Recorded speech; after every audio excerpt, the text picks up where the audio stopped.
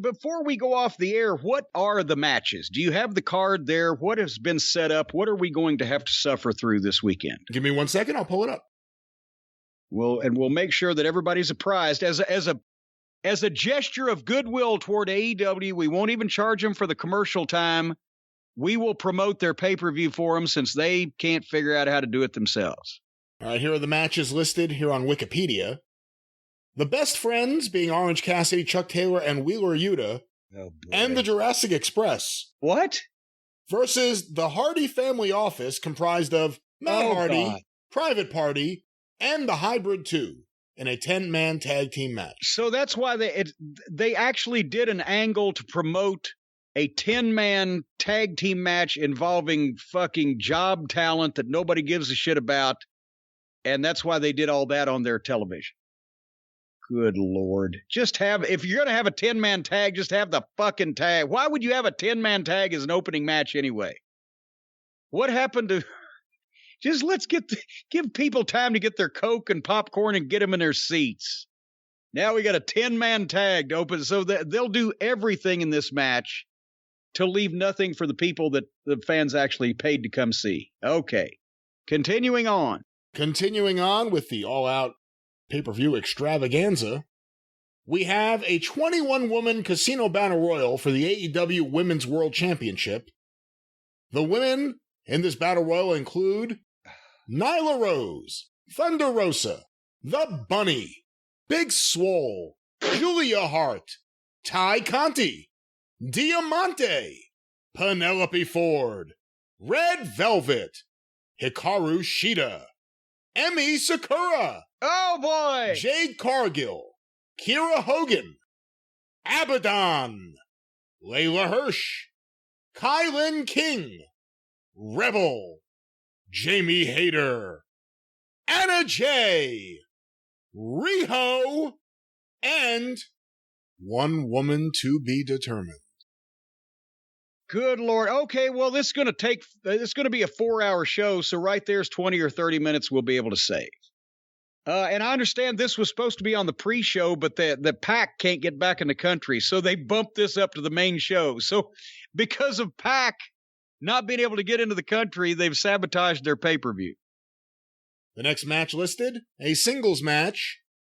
Jon Moxley, the Wild Thing, versus Satoshi Kojima. Okay. Brian, you're a Japanese expert. Is Satoshi Kojima anybody gives a fuck about anymore? Even the fans of Japanese wrestling. There are New Japan fans that give a fuck about him, but in America, by and large, he's not a Japanese wrestler that most wrestling fans would know. His picture is not on large billboards or the side of buildings in downtown spaces or anything like that. If you yelled Kojima at the mall, a lot of people probably wouldn't get all fired up. No, and that's the same example you used the last time. And I think if you yelled Kojima at a mall, people would be confused. Why is this guy yelling then? The other guy yelled Tanahashi over there. Yeah, that's true. Well, there you go. They'd probably be looking at you because you were yelling rather than looking around to see where Tanahashi or Kojima were. Next match. When you're a big man, you don't need to yell, Jim. You can walk tall. Paul White versus QT Marshall with Aaron Solo and Nick Comoroto. Okay, I believe we've already discussed that one. In a match the world has been waiting to end, Chris Jericho versus MJF. And we've discussed that one. For the TNT Championship, Miro defends against Eddie Kingston. Oh, wait a minute. Now, is this in order? The matches, the way that they're advertised in order? Well, to be fair, they're advertising Miro and Kingston on top of Jericho and MJF? I don't think they've actually announced the order of matches just yet. So we don't know for sure. What are you reading? I'm reading this off Wikipedia, so I don't... okay. Yeah, this is not... Unless Tony put it in himself, which you never know. Well, Miro and Kingston may not be too bad because, if Miro's going to be a monster and Kingston's got a bit of a clue, we'll see how that works out. We can't just haul off and puke on it right away. In a steel cage match for the AEW World Tag Team Championship, the champions, the Young Bucks, with Brandon Cutler, versus the Lucha Brothers with Alex Abrahantes. Now we can go ahead and puke. We'll puke all over that one. The only thing that could make the Young Bucks versus Lucha Brothers worse would be to put it in a steel cage. So they'll do all kinds of goofy shit off the cage also. So this one is going to be a stinker. Am I the only one with my fingers crossed hoping for a scaffold match next? Maybe. Actually, no. I'll cross my fingers with that. It depends on... If we can get the same guy to make the scaffold that makes their ring, maybe we'll lose one or two of these fucking guys. We won't have to look at them anymore. For the AEW Women's World Championship, Dr. Britt Baker, DMD, with Rebel, versus Chris Statlander. Boy, this will be the ultimate test of how good the surgeons have all put Britt Baker back together if she can manage to go through an entire match with Chris Flatlander and not get hurt. And it's come to this that, I guess it has come to this, that's the best opponent that Britt Baker has for pay-per-view in this company right now. I personally, and I don't have a big problem with Statlander like you do, but I would have put Britt Baker in there with someone who could really work and have a hot match in Chicago, like a Thunder Rosa. But anyway. Yeah. CM Punk, the big return versus Darby Allin. Well, and we've talked about this. I think... Obviously, I hope they don't gimmick it up with heels running in. That's just because they're going to want to give Sting something to do. And Sting and Punk should have no interaction because Sting's a baby face and Punk's a baby face, and there should be no reason. And Darby's a baby face. There should be no reason that Sting should have to stand up to CM Punk on anything he's doing to Darby. I can see Tony Khan going, oh, Sting has to have a reason to go out there and run a bunch of heels out to clutter up ringside so he can fight them. I hope that Punk and Darby Allin have a good singles match between the two of them, and Punk brings Darby Allin's game up in that match and then hits him with go to sleep, 1, 2, 3, and then shakes his hand and shakes hands with Sting.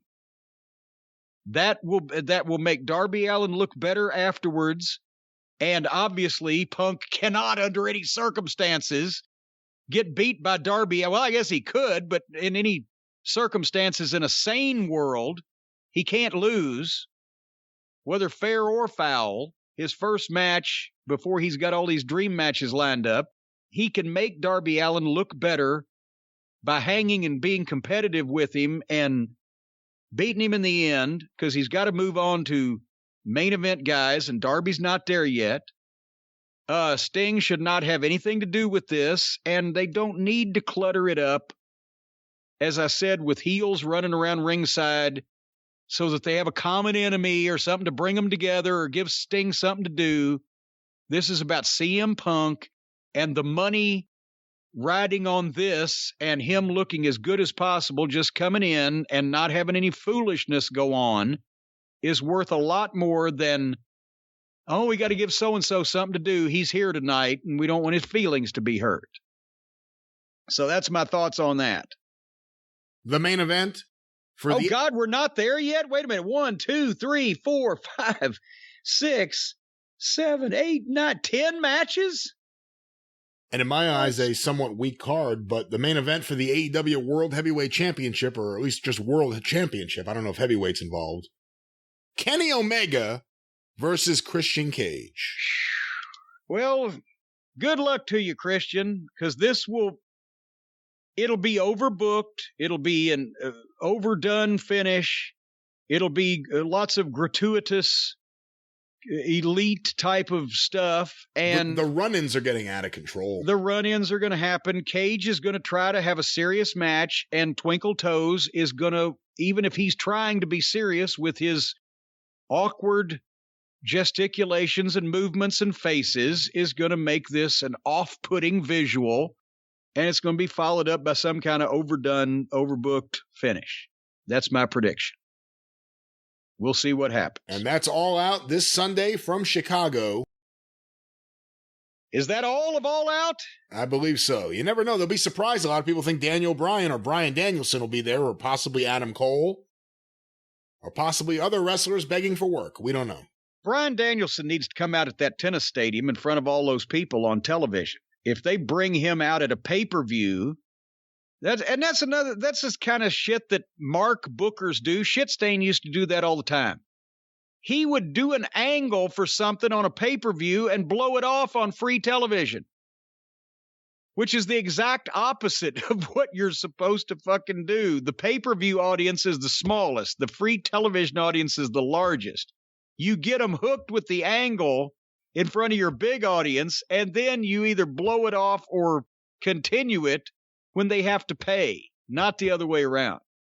But a lot of people can't get that either. Anyway, we shall see. We'll cover this on the next episode of the Drive-Thru, which will be in just a few days from now, as we mentioned earlier in the program.